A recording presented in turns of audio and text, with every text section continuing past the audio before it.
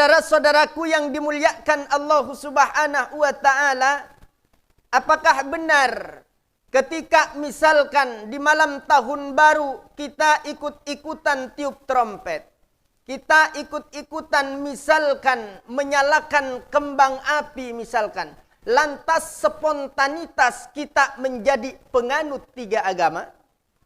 Ini yang menjadi permasalahan. SAK TV, ngaji terus ngaji.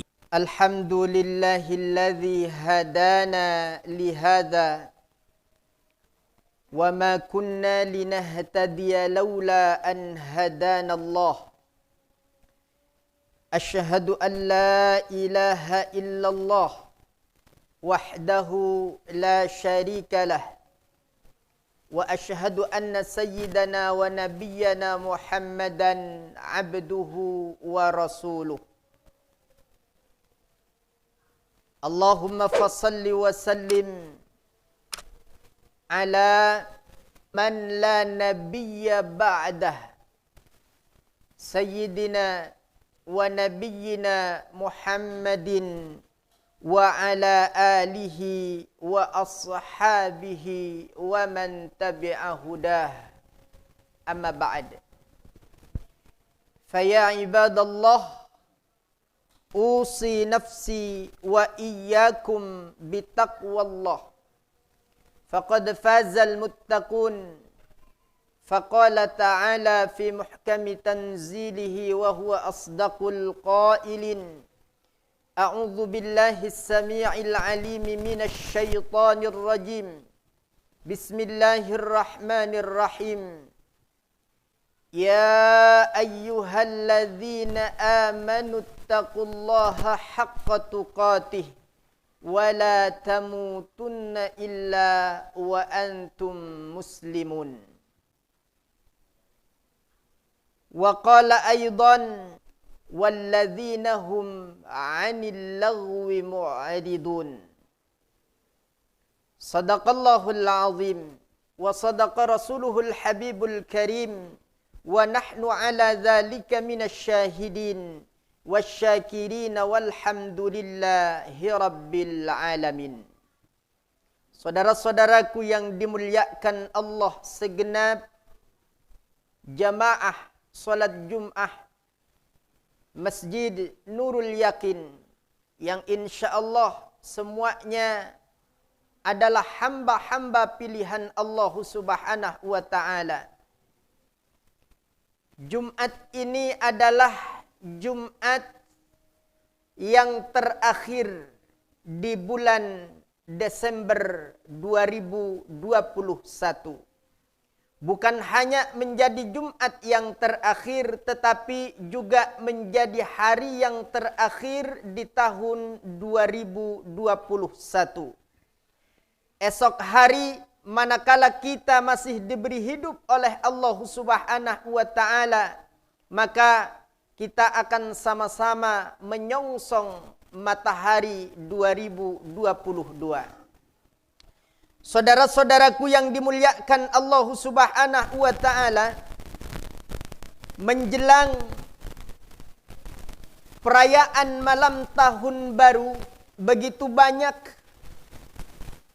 sharing-sharing, postingan-postingan yang mungkin sama-sama kita membacanya.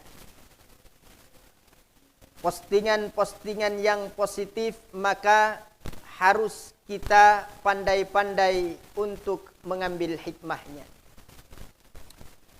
Salah satu dari postingan yang saya dapat terkait dengan malam perayaan tahun baru itu, entah dari mana dan siapa yang menulisnya, bunyinya kira-kira seperti ini. Bulan Desember ditunggu oleh jutaan manusia pada jam 00 WIB, penutup akhir tahun. Waspadalah, dalam semalam menjadi penganut tiga agama sekaligus. Waspadalah, dalam semalam menjadi penganut tiga agama sekaligus. Kemudian narasi itu dilanjutkan Nasrani menggunakan lonceng untuk memanggil jamaahnya ketika beribadah. Yahudi menggunakan trompet untuk memanggil jamaahnya ketika beribadah. Majusi menggunakan api untuk memanggil jamaahnya ketika beribadah. Dan pada jam 00 alias 24 nanti, malam tahun baru yang dinanti-nanti, sebagian umat Islam menggunakan ketiganya dalam satu waktu. Lonceng berbunyi, trompet berbunyi, kembang api dinyalakan.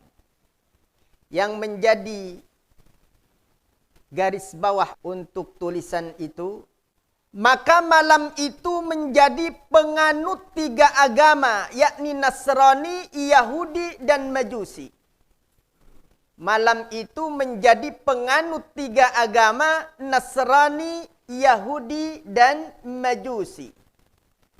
Nah, saudara-saudaraku yang dimuliakan Allah Subhanahu wa Ta'ala, apakah benar ketika misalkan di malam tahun baru kita ikut-ikutan tiup trompet, kita ikut-ikutan misalkan menyalakan kembang api misalkan, lantas spontanitas kita menjadi penganut tiga agama? Ini yang menjadi permasalahan. Kita harus bisa memandang sesuatu itu dengan jernih. Kita harus menempatkan sesuatu itu secara proporsional. Apakah hanya dengan meniup trompet, atau menyalakan kembang api, atau membunyikan lonceng, kemudian lantas otomatis menjadi penganut tiga agama itu? Maka saudara-saudaraku yang dimuliakan Allah Subhanahu wa Ta'ala, disajikan di dalam tulisan itu beberapa riwayat hadis Rasulullah sallallahu alaihi wasallam. Salah satunya dari sahabat Ibnu Umar radhiyallahu anhuma, barang siapa menyerupai suatu kaum maka dia termasuk bagian daripada mereka. Man tashabbaha biqaumin fahuwa minhum. Itu hadis yang disertakan. Benarkah dengan melakukan yang demikian itu lantas kita otomatis menjadi daripada kaum Nasrani, Majusi, dan juga Yahudi? Saudara-saudaraku yang dimuliakan Allah, kalau kita mengartikan hadis secara sporadis, maka niscaya bukan hanya menyesatkan, akan tetapi justru juga membahayakan untuk diri kita sendiri. Ingat, ketika kita memberikan label kepada mereka-mereka yang meniup lonceng itu, atau meniup trompet, membunyikan lonceng, kembang api, mereka sebagai Nasrani, mereka sebagai Yahudi, mereka sebagai Majusi, maka ingat apa yang disabdakan oleh Rasulullah sallallahu alaihi wasallam, "Idza qala ar-rajulu li akhihi ya kafir ba'ah biha atau ba'a bihi ahaduhuma." Barang siapa menyematkan kepada saudaranya sesama muslim, dikatakan tanpa alasan yang jelas, tanpa alasan yang hak, yang benar-benar dia itu meninggalkan keimanannya, kita panggil dengan panggilan kafir misalkan, maka orang tersebut menanggung dosa kekafirannya. Jadi bisa kembali pada diri kita sendiri kekafiran itu. Maka saudara-saudaraku yang dimuliakan Allah, jangan gampang-gampang menyematkan label Yahudi, label Nasrani, label Majusi kepada saudara-saudara kita sendiri. Kalau kita menyikapi tahun baru itu, ya, dengan cara kemudian mengkafirkan saudara sesama muslim, justru berpotensi membuat kita itu menanggung dosa yang sangat besar. Loh, Ustadz, apakah Ustadz mendukung tahun baru? Saya dari kecil sampai sekarang, mulai dari anak-anak sampai sekarang tidak pernah ikut-ikutan merayakan tahun baru. Saudara-saudaraku yang dimuliakan Allah Subhanahu wa taala. Perayaan malam tahun baru itu, ya, kita sebagai orang yang beriman harus pandai-pandai memaknainya. Maka coba perhatikan surah Al-Mu'minun yang tadi saya baca. Qad aflahal mu'minun. Sungguh beruntung orang-orang yang beriman itu.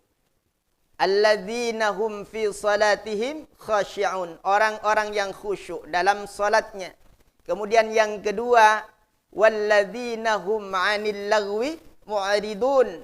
Orang-orang yang ketika ada al-laghwu, sesuatu yang tak berguna, sesuatu yang tak bermanfaat. Misalkan bakar kembang api malam tahun baru, ikut-ikutan tiup trompet malam tahun baru. Apa gunanya untuk kita? Ini termasuk sesuatu yang laghwu.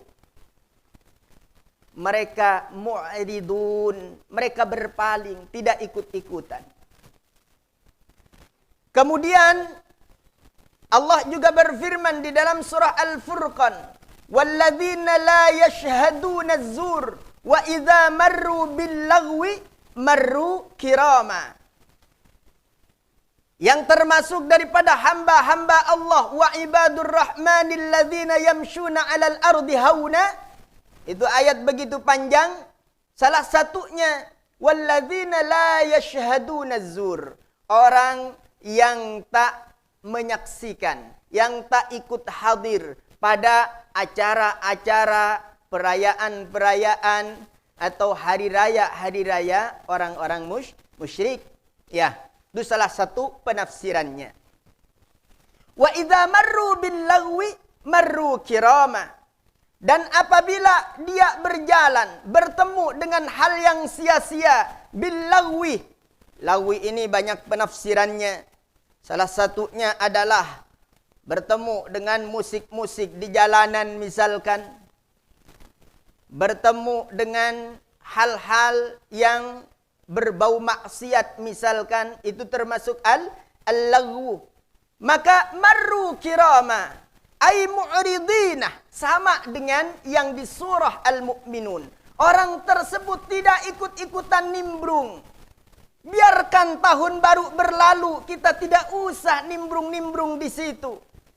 Tidak usah ikut-ikutan tiup trompetnya. Tidak usah ikut-ikutan nyalakan kembang apinya. Itu sikap seorang mukmin yang bijaksana.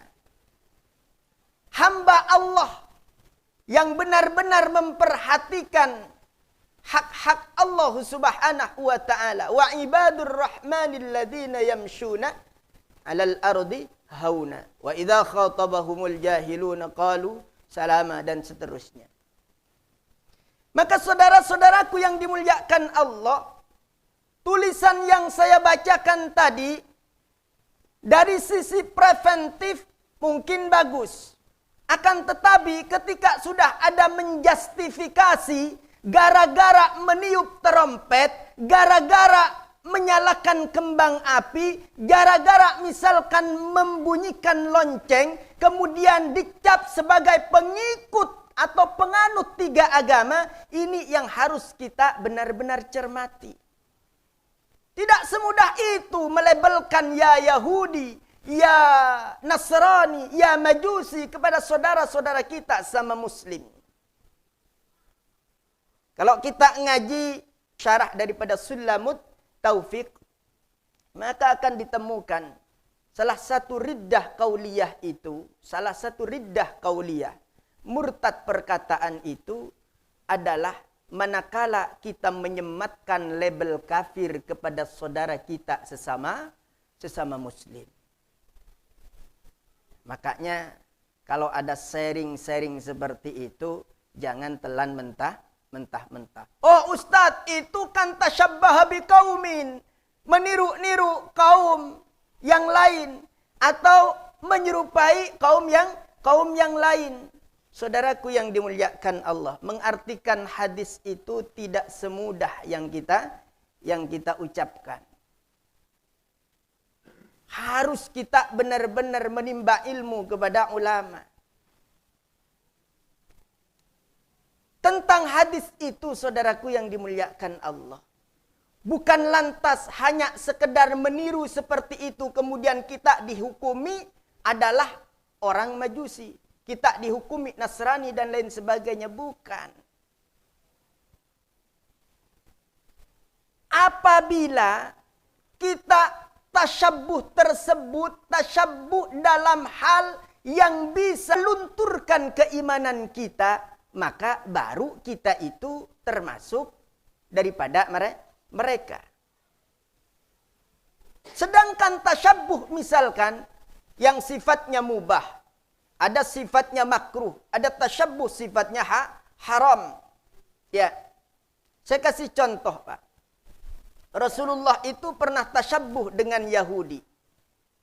Rasulullah pernah tasyabbuh dengan Yahudi. Di mana tasyabbuhnya? Puasa Asyura itu Rasulullah tasyabbuh dengan Yahudi. Melihat orang-orang Yahudi itu berpuasa, puasa Asyura, bersyukur atas kemenangan Nabi Musa. Apa kata Rasulullah? Kami lebih berhak mensyukuri Nabi Musa. Maka diperintahkan umat Islam berpuasa, puasa Asyura. Lantarannya adalah melihat orang Yahudi berpuasa Asyura itu. Sebelum adanya perintah puasa bulan Ramadan. Kemudian kalau kita tahu, Pak, setiap masjid itu kadang berlomba-lomba untuk membangun menara. Masjidil Haram menaranya luar biasa. Madinah menaranya luar biasa. Masjid-masjid besar di Indonesia ini menaranya juga luar biasa. Apakah menara itu bagian daripada Islam? Tidak. Menara itu asalnya dari barat. Menara itu biasanya yang menggunakan adalah orang-orang Majusi. Yang bikin menara sebelum Islam itu adalah orang Majusi. Dia bikin menara yang tinggi, di atasnya dibakar api di situ. Kemudian menaranya ini diadopsi oleh kita, tetapi bakar apinya tidak. Apakah kemudian ketika kita membangun menara itu lantas kita mau dihukumi sebagai Majusi? Tidak semudah itu, saudaraku yang dimuliakan Allah Subhanahu wa taala, menyematkan kafir kepada saudara-saudara kita. Bagi saudara-saudara kita yang masih lalai dengan kemaksiatan tahun baru, ayo kita sama-sama ajak mereka. Ajak ke jalan Allah Subhanahu wa taala. Apa sih bedanya malam tahun baru dengan malam-malam yang lain? Padahal Allah Subhanahu wa taala berfirman, apa kata Allah? Inna fi khalqis samawati wal ardi wa ikhtilafil laili wan nahari la ayatin liulil albab. Apa bedanya malam tanggal 1 Januari dengan malam tanggal 1 Februari? Apa bedanya malam tanggal 1 Februari dengan malam tanggal 1 Maret? Disebut oleh Allah perubahan dari siang ke malam. Ikhtilaful laili wan nahar. Dari malam menjadi siang, siang menjadi malam. Kalau orang yang beriman kepada Allah, itu menjadi tanda-tanda bagi kebesaran Allah Subhanahu wa ta'ala. Maka yang akan dia lakukan apa? Alladzina yadhkurunallaha qiyaman wa qu'udan. Maka dengan adanya hal itu, bukan tiup trompet yang dilakukannya, bukan ikut berfoya-foya yang dilakukannya, tetapi yadhkurunallaha qiyaman wa qu'udan. Dia akan senantiasa mengingat Allah Subhanahu wa taala, berzikir kepada Allah Subhanahu wa taala. Maka kalau malam nanti Bapak ingin mengisinya, isi dengan kegiatan-kegiatan zikir kepada Allah Subhanahu wa taala. Kemudian sebagai seorang mukmin, saudaraku yang dimuliakan Allah, ini akhir tahun 2021. Apa yang mesti kita lakukan? Sayyidina Umar pernah berpesan kepada kita. Apa kata beliau? Hasibu qabla an tuhasabu. Hitunglah apa yang sudah kita lakukan, apa yang kita sudah perbuat ini qabla an tuhasabu, sebelum kita nanti dihisab di hadapan Allah Subhanahu wa taala. Artinya kita diperintahkan untuk banyak-banyak introspeksi diri di hadapan Allah Subhanahu wa taala. Karena kata Rasulullah sallallahu alaihi wasallam begini, barang siapa hari ini lebih baik daripada kemarin, minggu ini lebih baik daripada minggu kemarin, bulan ini lebih baik daripada bulan kemarin, tahun ini lebih baik daripada tahun kemarin, fahuwa rabih, maka itulah orang yang beruntung. Barakallahu li wa lakum fil Qur'anil Karim. ونفعني وإياكم بما فيه من الآيات والذكر الحكيم وتقبل مني ومنكم تلاوته إنه هو الغفور الرحيم.